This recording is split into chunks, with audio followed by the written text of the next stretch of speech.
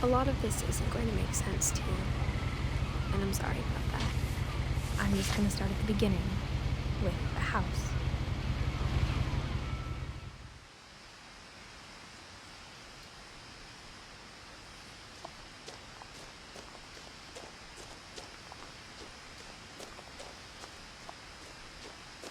I lived here until I was 11, but I wasn't allowed inside half the rooms.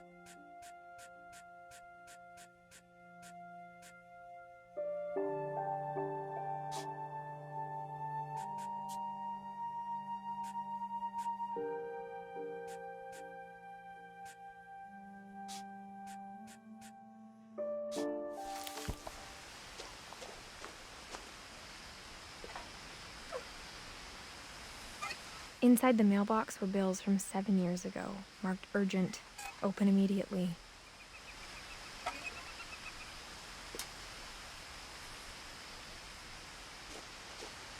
I hadn't been back since my brother Lewis's funeral.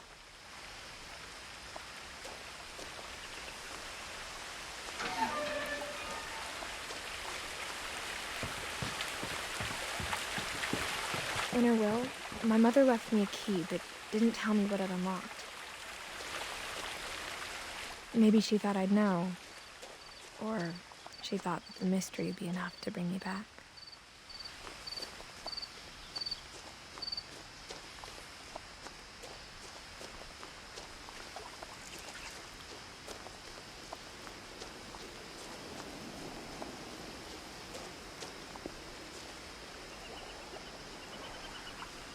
The truth is, even after I inherited the house, I never thought I'd come back to it.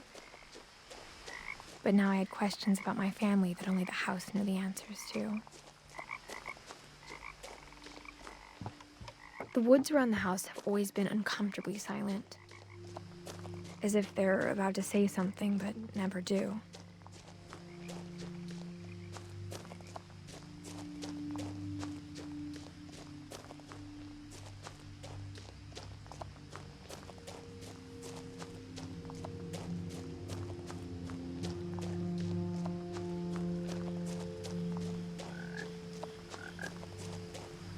The house was exactly like I remembered it, the way I'd been dreaming about it.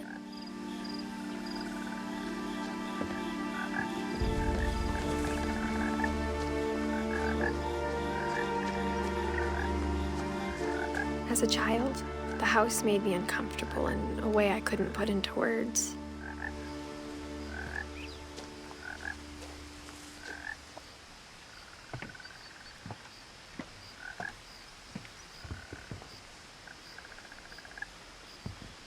Now, as a 17-year-old, I knew exactly what those words were. I was afraid of the house.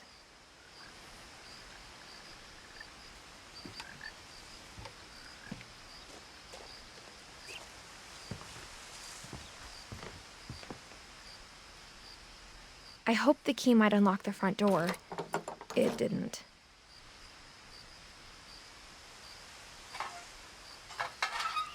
Looking in, I felt like the house itself had been waiting for me.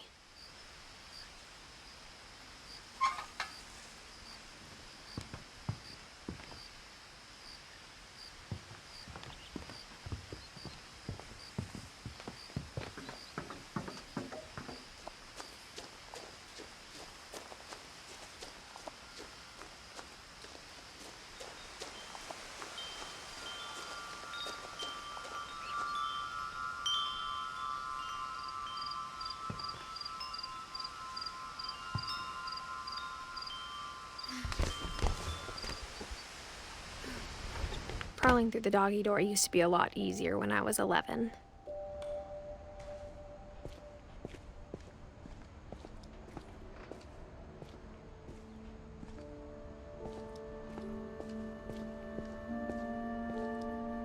The power had been turned off the night we left. For the first time in years, I felt like I was home. But instead of a family, there were just memories of one.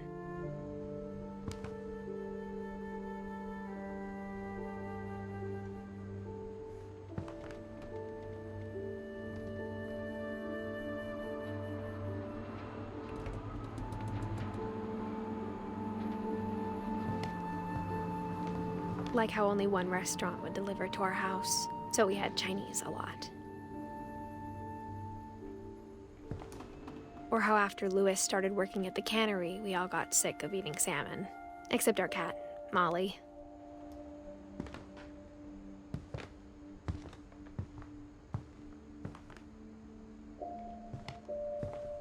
Nothing in the house looked abnormal. There was just too much of it, like a smile with too many teeth.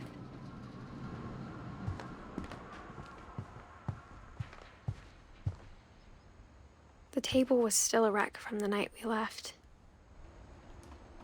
It was like a bomb had gone off, killing everyone but sparing the furniture.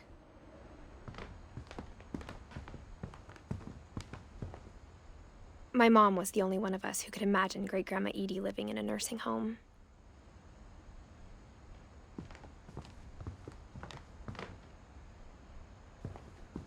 Even the fireplace had a story. Edie told me the bricks came from the original house, after it sank.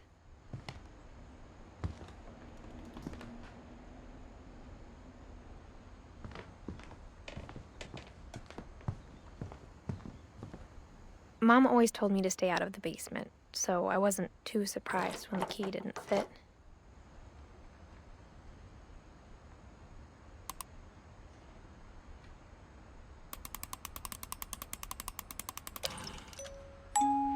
Great-Grandpa Sven built a music box for Barbara, along with the rest of the house.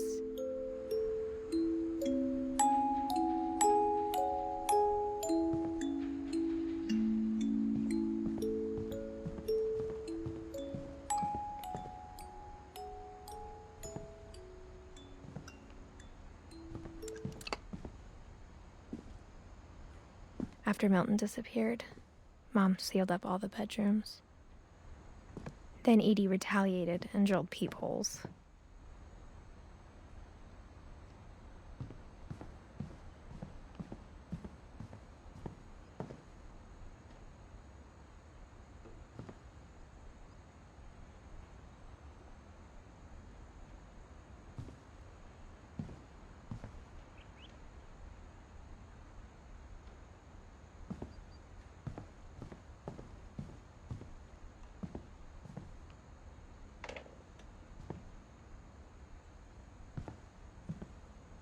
Whenever people ask me about my family, the first thing they always want to know about is Barbara.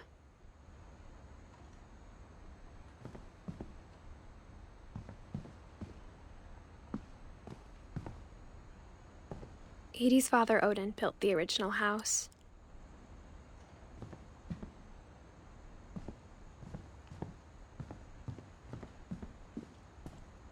Mom must have locked the third floor stairs on the night we left.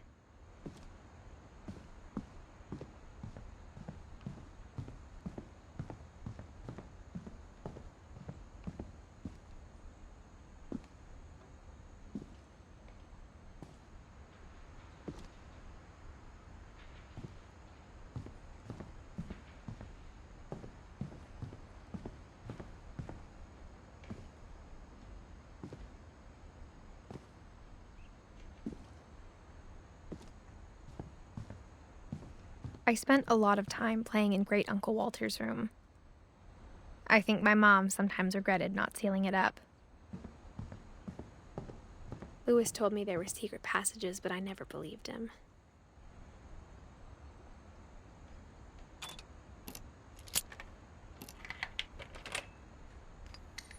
Turns out, my mom was really good at keeping secrets.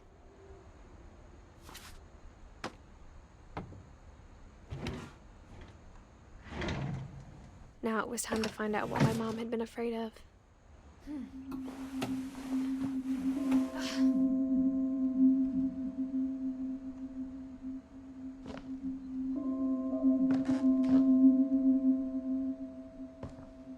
Reading this, maybe it sounds like I had a plan. From the paintings on the wall, it was clear my brother Milton had been here before me.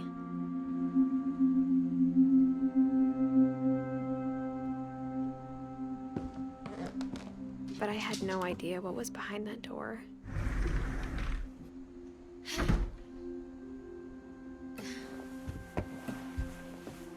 Just like I had no idea where all this was gonna lead. I grew up looking at Molly's room through the peephole.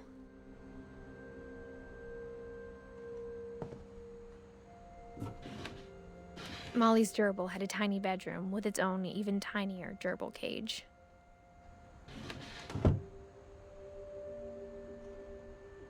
Being inside for the first time, I felt like I'd stepped behind a painting.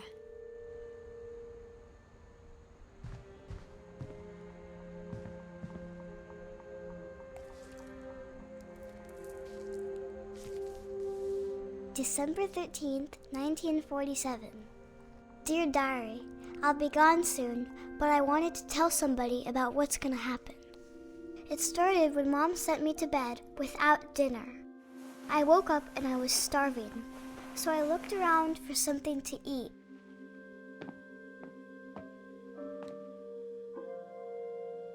The gerbil food was dry, but I didn't mind it.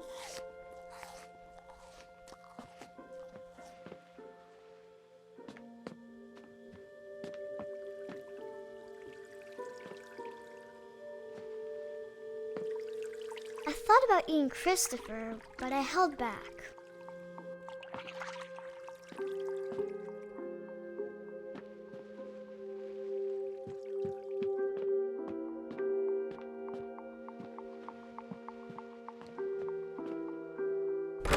Mom, can I come out now?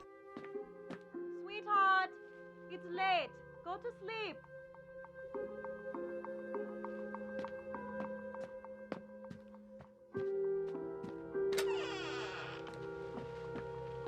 I kept eating and eating.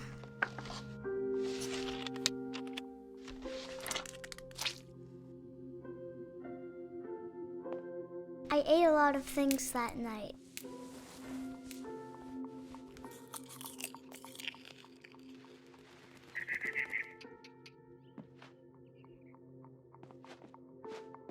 Then I heard chirping outside my window. It was a barn swallow going back to her nest. I reached out for her.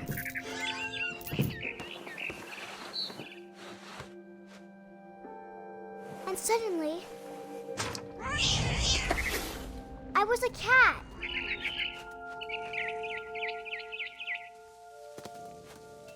I tried to be quiet, but the bird was really scared.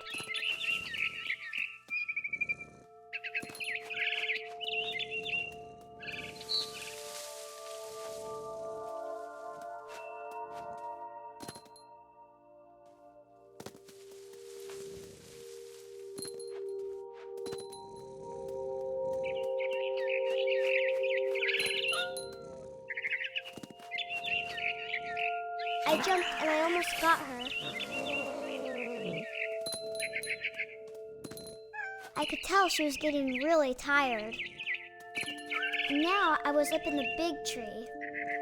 I promised Dad I wouldn't climb it anymore. All I cared about was eating that mama bird. I gobbled her up. And suddenly, I was an owl. First, all I heard was the wind. Then I heard little teeth nibbling in the grass.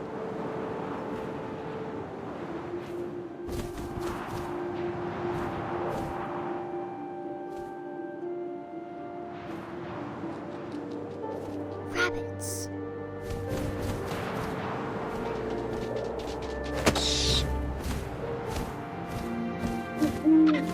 I imagined his face looking up and seeing mine through my talons.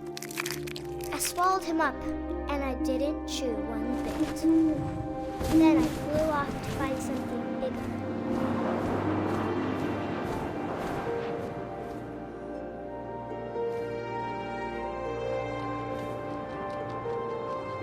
A mama rabbit.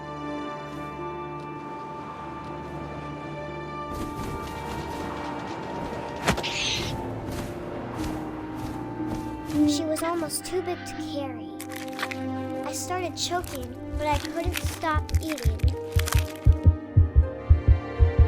And suddenly, I was a shark.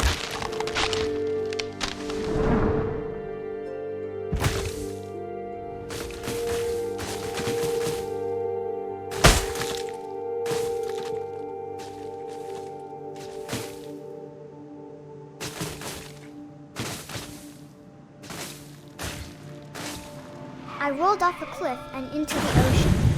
Now, I was hungrier than ever.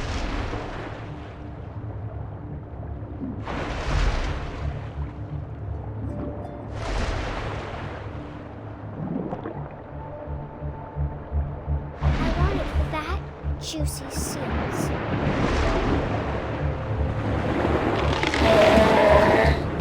I tore off her flipper, and it tasted really good.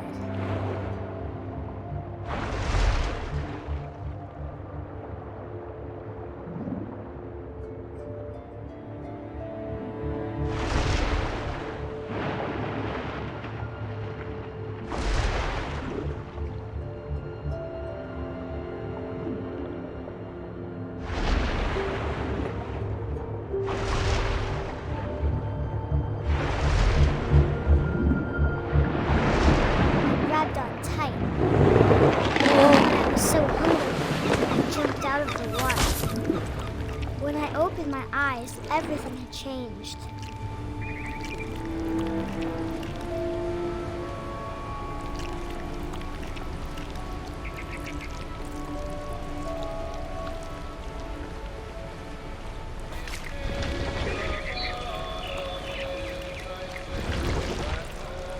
Now I was a monster, and I smelled people everywhere.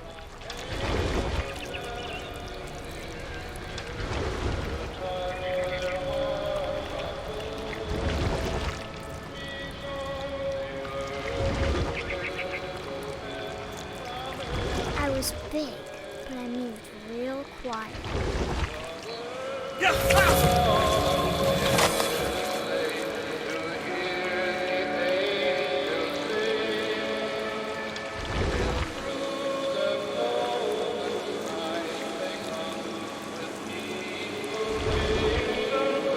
I wanted to stop, but also I didn't.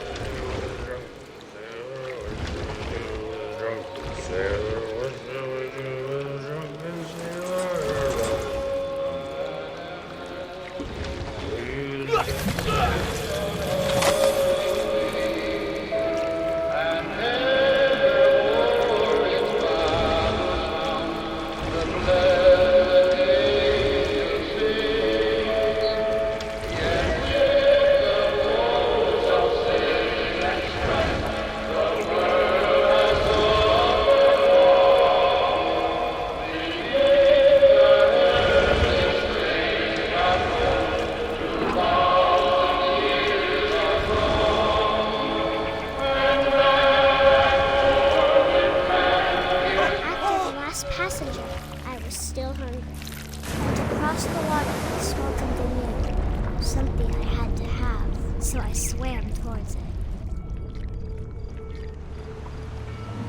I slithered onto the sand, and the good smell went into an old pipe.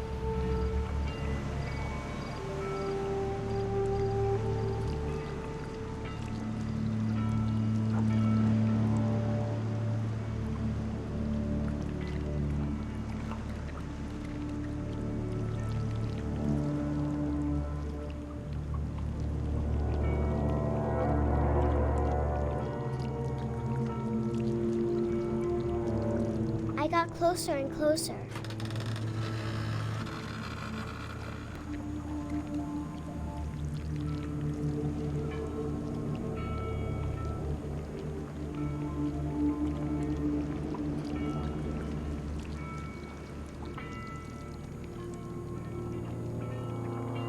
all my stomach started growling. And suddenly, I was me again. I held my breath for a long time, but I couldn't hear anything. I think it's waiting for me to fall asleep. But it's not going to wait much longer. It needs to feed, and we both know I will be delicious.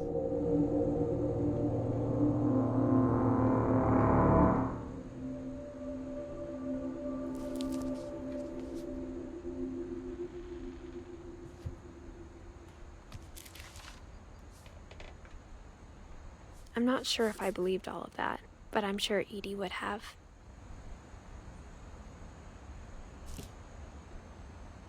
I got the sense Edie had spent a lot of time here before my mom sealed the doors.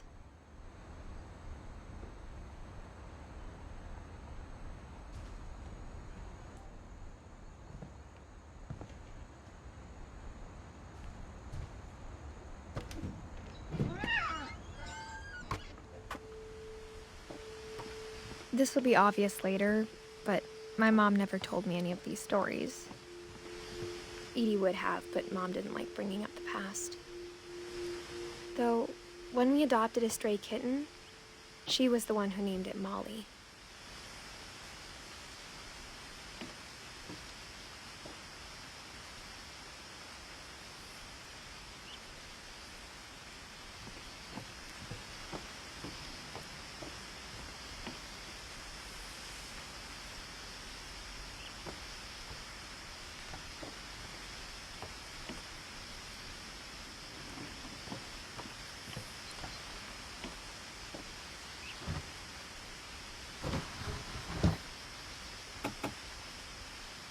I spent a lot of time in Great-Grandma Edie's room.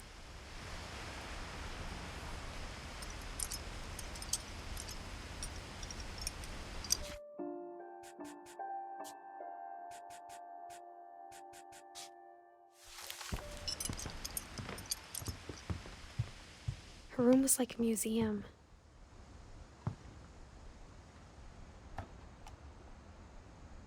For 500 years, the Finches have been famous throughout Norway for their fortune and misfortune. Odin Finch buries the latest victims of the family curse, his wife Ingeborg and their newborn son, Johan. On January 7th, 1937, he set sail with his family and his house, hoping to leave the curse behind. But 40-foot waves off the coast of Washington send the house and Odin to the bottom of the sea. Odin's daughter Edie, with husband Sven and baby Molly, step ashore on their new home, Orcas Island. Odin Finch is the first to be buried in the new family cemetery. His daughter Edie is already dreaming of a new Finch house.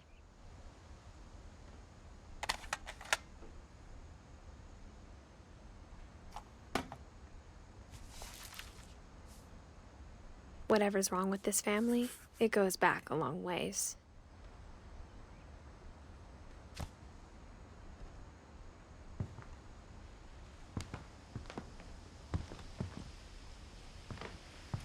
Louis died a week before we left, but Edie had already started to memorialize him. Edie knit me a new pair of gloves every year, just in time to replace the old ones.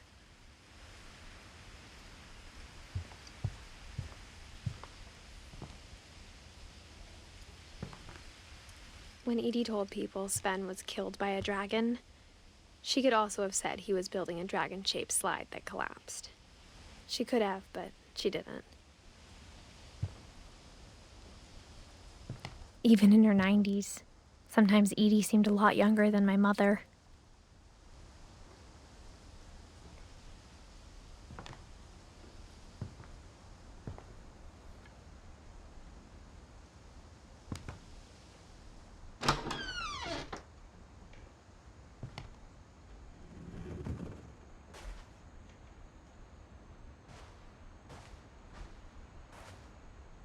The only trace Grandpa Sam's first wife Kay left on the house was the pink bathroom.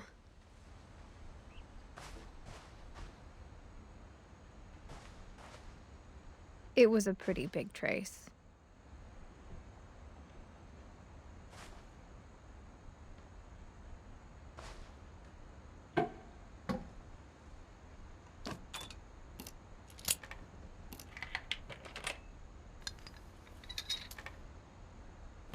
There's a secret in this bathroom. It's in the last place you would look. It isn't in the cupboard. It's hidden in this book.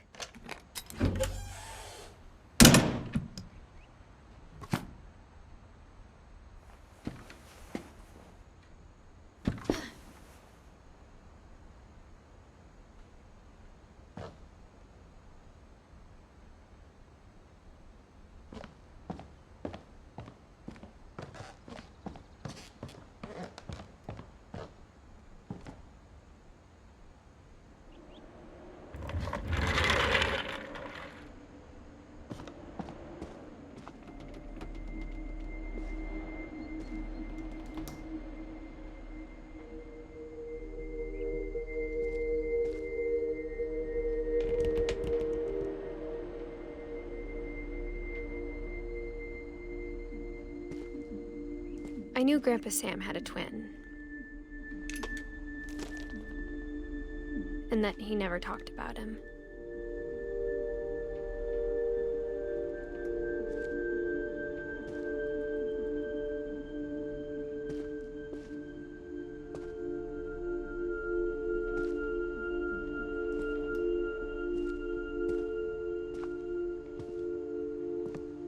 I guess my grandpa didn't like history any more than my mom did.